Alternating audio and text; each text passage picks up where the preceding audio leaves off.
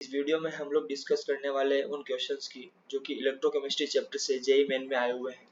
सबसे पहला सवाल हमारे सामने स्क्रीन पर है जिसमें Cr2O7 गिवन है और इसका SRP यानी स्टैंडर्ड रिडक्शन पोटेंशियल गिवन है।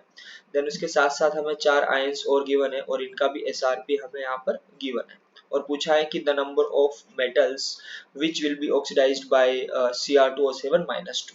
अभी सवाल को करने के लिए एक छोटा सा कॉन्सेप्ट आप लोगों को पता होना चाहिए।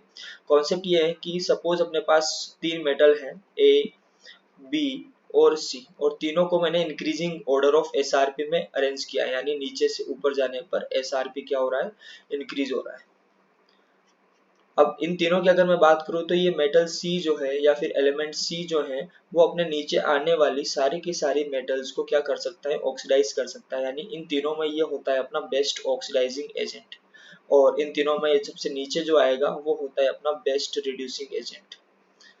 बेस्ट रिड्यूसिंग एजेंट, अगर आपको ये कॉन्सेप्ट पता है तो इस क्वेश्चन को इजीली किया जा सकता है।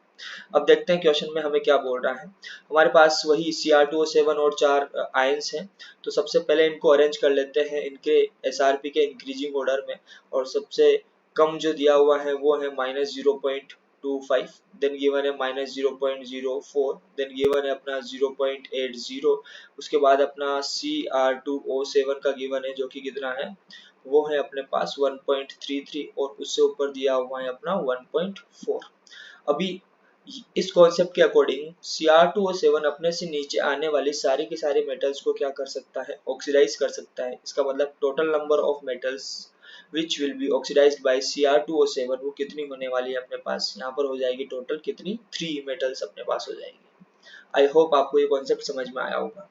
अब चलते हैं नेक्स्ट क्वेश्चन पर।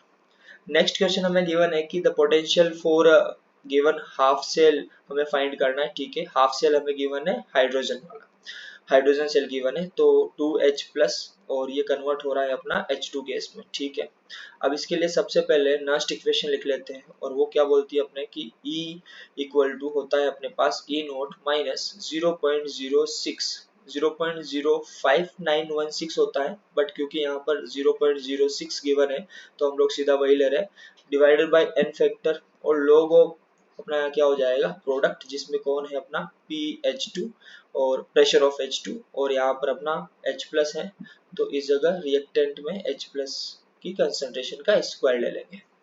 अब यहाँ पर वैल्यूज पुट करते हैं। E equal to E nought for hydrogen electrode, hydrogen electrode के लिए E नोट कितना होता है, ये कंसिडर किया जाता है 0, तो ये हो जाएगा 0 minus 0.06 divide by n factor है, आपको दिख रहा होगा कितना हो जाएगा, n फैक्टर इसका हो जाएगा 2, n फैक्टर हो गया 2 और log ऑफ PH2 यानी प्रेशर ऑफ हाइड्रोजन गैस, उसकी वैल्यू अपने को गिवन है कितनी 2 atm, तो 2 पुट कर दिया और H प्लस की कंसंट्रेशन है 1 तो 1 का स्क्वायर 1 ही हो जाएगा।